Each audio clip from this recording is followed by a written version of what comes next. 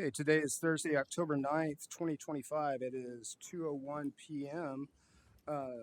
Ms. Stigney, will you call the roll? Yes. Miss Berry is absent. Miss Casper. Present. Mr. Hammonds. Present. Miss Myers. Here. And Mr. Vella. And did we post the agenda in accordance with the Open Meetings Act? Yes, we did. Okay. Mr. Webb, any public comments? No public comments. Okay. Superintendent Spotlight, Mr. Hunt. Okay, today we have an amazing student video to share. Terrified because we did not know what the future held for Brady. From seeing our baby that could not crawl to seeing him walk around his classroom has been such an eye-opener for us as parents. At 9 months old, Brady stopped developing his typical milestones. He was not crawling the way he did. He was diagnosed with spinal muscular atrophy type 2. Our world crashed. It just crashed. Brady was born without the survival motor neuron that allows his body to progress with muscles. They lose the ability to eat, breathe, and move. We saw it progressing fast. He received a life-changing treatment called Zolgensma. And so from that point forward, Brady started developing. He was crawling in a normal state. Fast forward to when he turns 4, we decided to place him in a traditional brick and mortar school system. With his condition, he picks up sickness really easily. We missed close to 60 days our first year. I said, we can't keep doing this. We got to count the sounds. In a classroom, Brady is just like any other kid. We placed him in EPIC in first grade with Miss Susan. EPIC has just given him the freedom to be the little boy he wants. And we saw our boy coming back. They bring him once a week here, then once a week we zoom him in, so he's like on our TV. And the kids were all coming on the screen, Brady, Brady, and wanting to dance in front of the screen, and Brady's waving at them. It gives him the ability to still have that social interaction, but we can do it safely. One day, his physical therapy had sent me a picture of him walking down the hallway.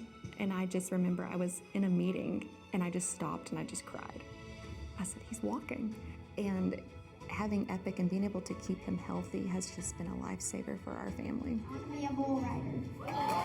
There's nothing that he doesn't think he can do. We don't know what Brady's future is going to be, but I think it's going to be big because Brady wants it to be.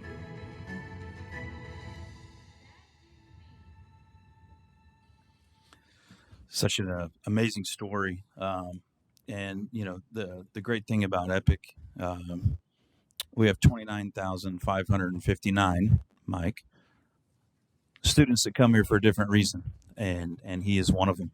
And so just a pleasure to be here in an effort to serve what's most important, and that's the students and families. So thank you. Okay, thank you. Excuse me, board committee reports. Mr. Vila. The financial committee met today, and we went over some new dashboards that the financial department's developing to track the cash flow better. They're tracking it week by week instead of maybe month by month. So it's going to allow us a better insight to where we are financially. And once it's completely ironed out, I think it's going to be really helpful and beneficial for us. We also discussed some of the projections as far as funding in regards to the government shutdowns and how that may affect us, and contingencies that they have already planned for. So left the meeting feeling pretty positive. That's Okay, thank you. Ginger, do you have anything? Nominating didn't meet this month, and Superintendent Search Committee, we have made it through first round interviews and are working on second round interviews. Okay. All right, let's go on to superintendent reports. Again, Mr. Hunt. Yeah, so before I begin with all things test scores and enrollment, I would like to take this time to introduce our new Director of Public Relations, Erin Hatfield, and give her an opportunity to introduce herself to the board, the faculty, and the family members. Good afternoon, members of the board, EPIC staff, anyone watching online. Thank you for this opportunity to introduce myself. My name is Erin Hatfield, and I am your new Director of Public Relations. Prior to this role, I spent 22 years at the Department of Environmental Quality, which ages me a little bit. I'm gonna start shaving years off of that here before too long. I was their Director of Communications. So you may be wondering why someone with the experience I had talking about boil orders and air quality health advisories and solid waste would make such a career pivot and jump into education. And I would tell you that I have a life goal of never, ever talking about E. coli ever again. So hopefully that comes true. The real reason, honestly, is I saw an opportunity to take my skill set and use it to help this incredible school find a way not only to remind its students, family, and staff what amazing things EPIC has accomplished in its 14 years, but also to refocus our efforts and show every Oklahoman in every county across this great state how flexibility and choice and engagement can make a really remarkable difference in the lives of students. And in the coming weeks and months, you're going to see great things going on at our school, because my team and I are going to launch a campaign to make sure everyone understands the incredible service that EPIC provides and to restore a sense of pride in being the state's largest virtual charter school. I'm really grateful for this opportunity I've been given and the trust that you have placed in me. And I can't wait to carry the message that school can be different. So thank you so very much. And I look forward to serving EPIC for many years to come. Thank you.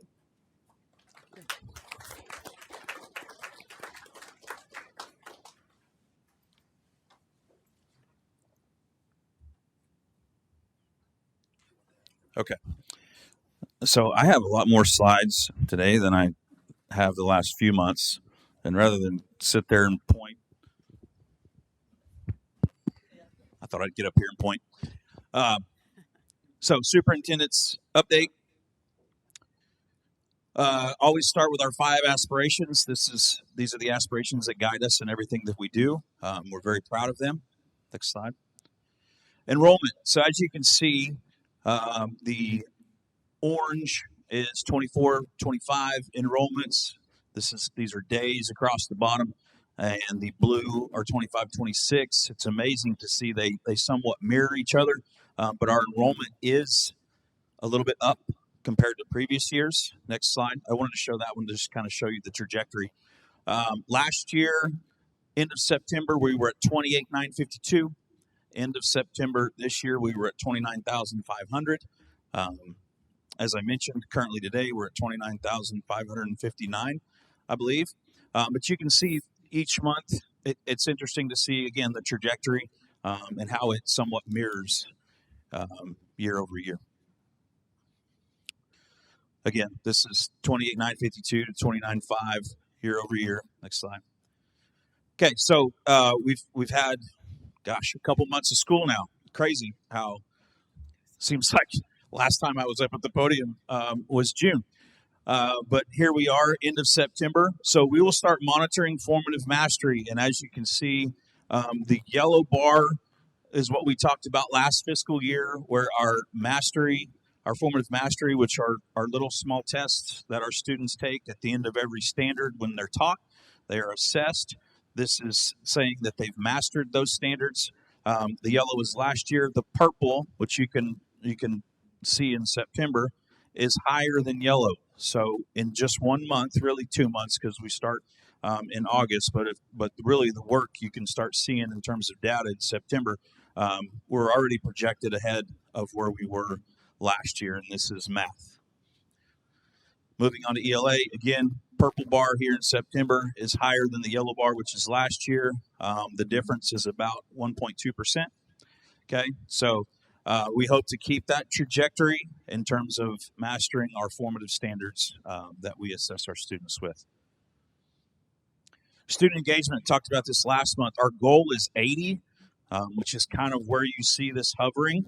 Had a conversation with the instructional department just this week. Our average has dipped below 80. It's like 79.4. Okay, so it's a little bit below our goal right now. So we would really like to make sure that we're obtaining all of our instructional activities, could be field trips, any assignments that the kids are doing, and that we are actively engaging those students at least 80% per week.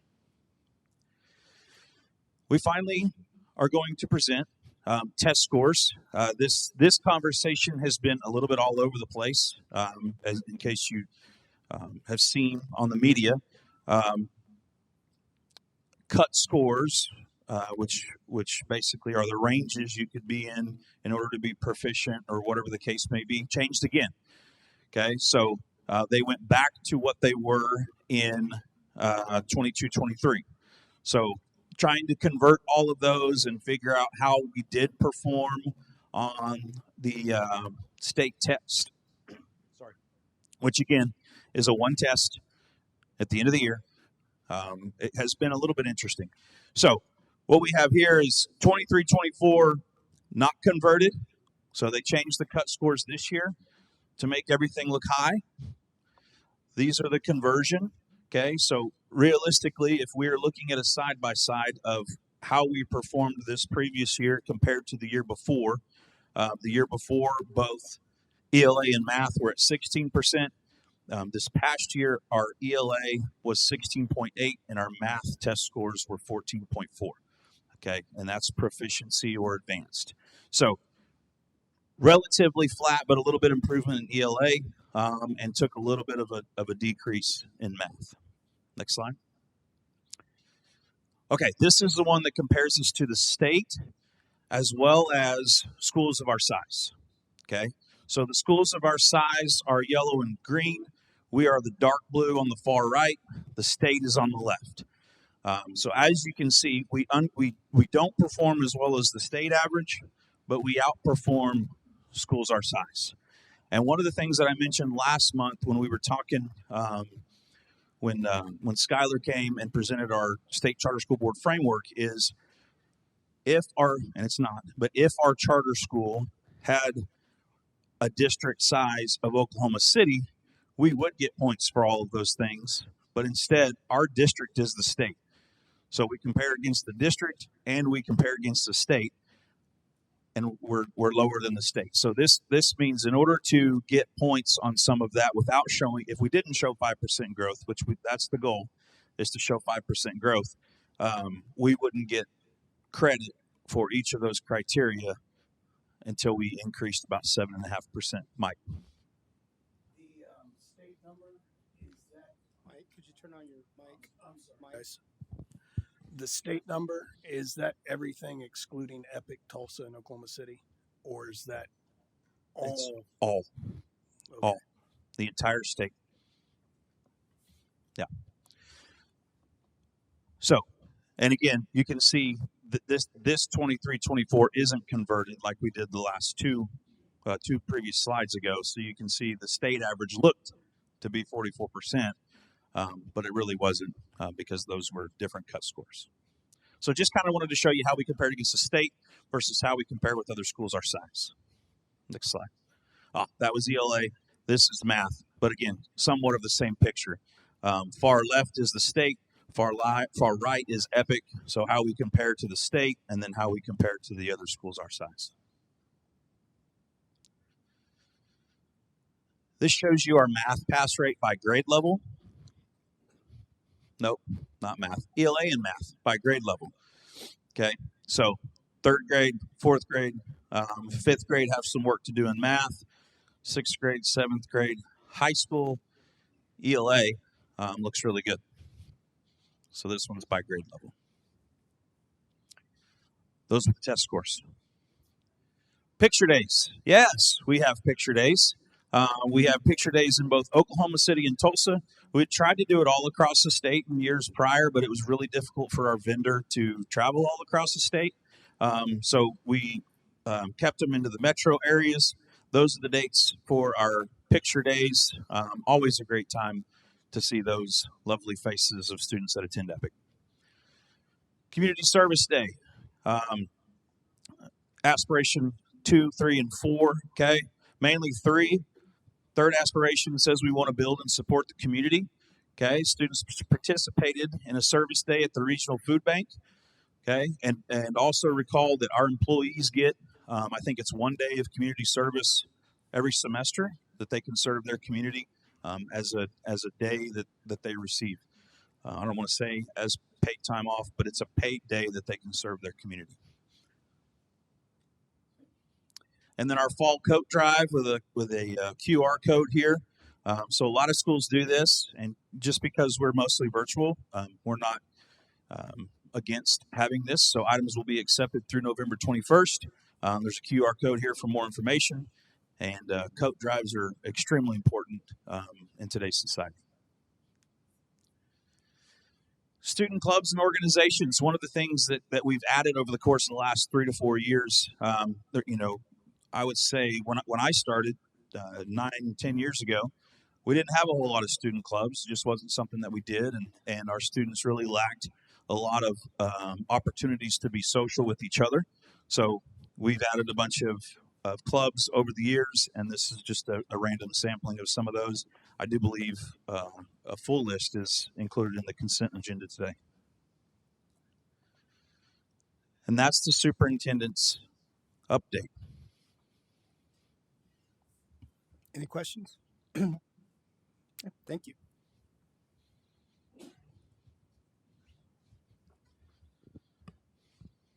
Okay, so next on the agenda is a presentation, possible discussion, and acknowledgement regarding the annual dropout and student college remediation report. Mr. Hunt.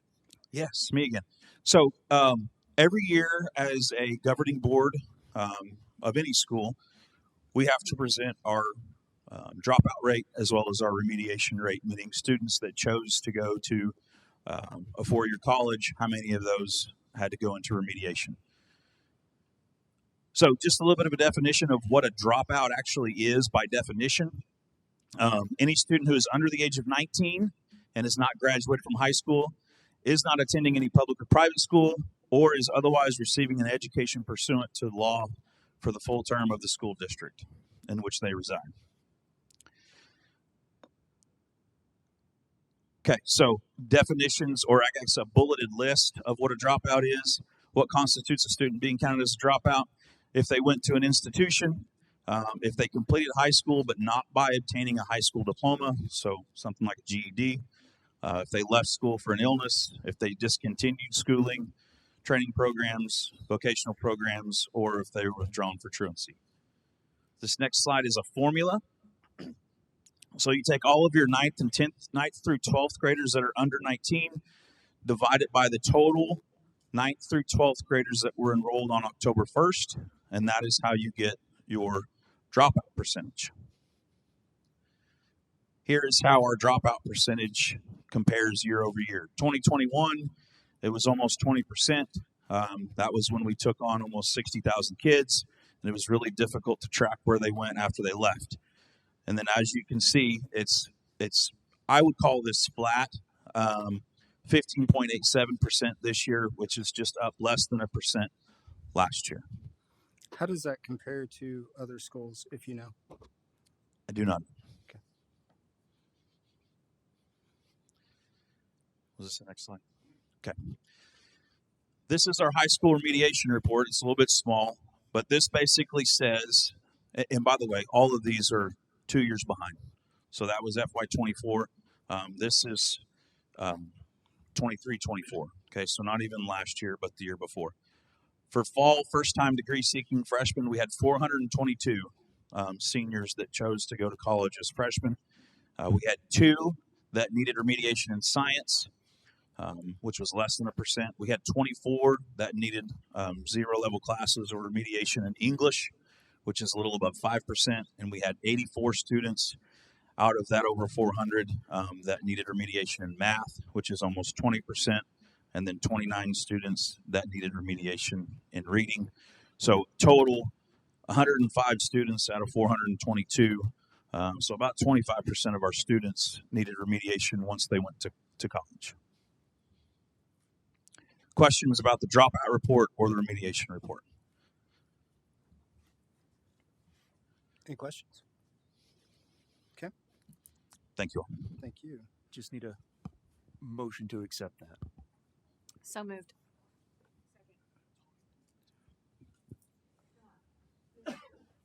Ms. Casper, Yes. Mr. Hammonds, Yes. Ms. Myers, Yes. and Mr. Vella. Yes. Okay, next is finance update. Mr. Flory. All right. Good afternoon. So this was a pretty quick update.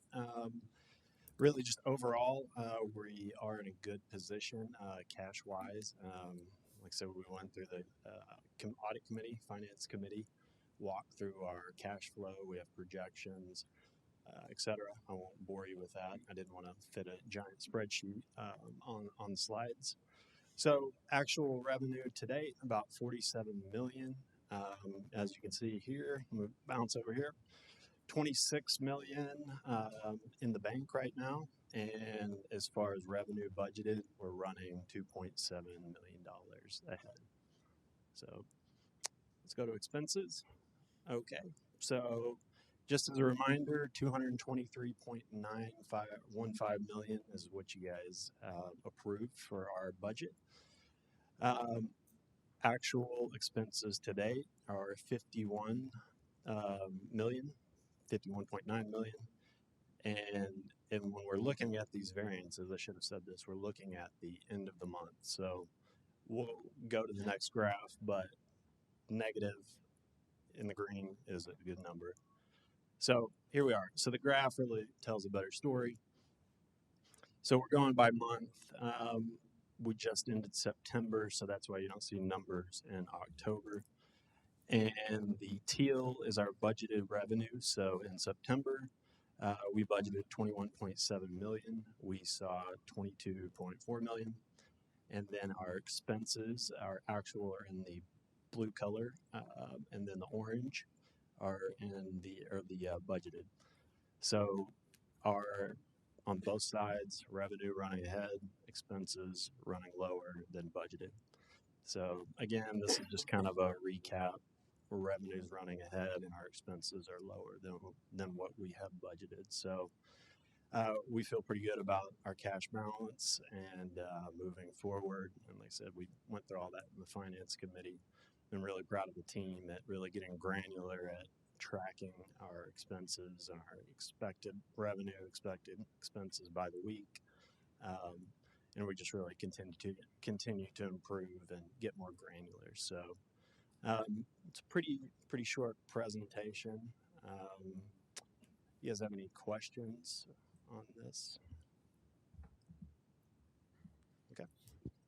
Okay, if there are no questions, I would consider a motion to accept the financial statements as presented. So moved. Second. Ms. Casper, Yes. Mr. Hammonds, Yes. Ms. Myers, Yes. Mr. Vella. Yes.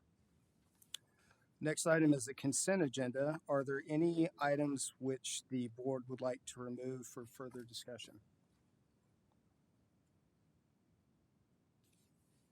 Hearing none, I would accept a motion to accept the consent agenda as proposed. So moved. Second. Ms. Casper, Yes. Mr. Hammonds, Yes. Ms. Myers, Yes. and Mr. Vella. Yes. Okay. Next item on the agenda is discussion of possible action to enter into executive session. So moved. Or should I say more? That's right. Need a second and a vote. Second. Second. Ms. Casper, Yes. Mr. Hammonds, Yes. Ms. Myers, Yes. and Mr. Vella. Yes. Mr. Webb. All right. We'll need a motion and vote to return to open session. I will motion to return to open session. Ms. Casper, Yes. Mr. Hammonds, Yes. Ms. Myers, Yes. and Mr. Vella. Yes. A3 executive session minute. Only the board members present and Brandon Webb were in executive session. Only the item listed on the agenda was discussed. No votes were taken. A4, you have the opportunity to vote on any items you want. Okay.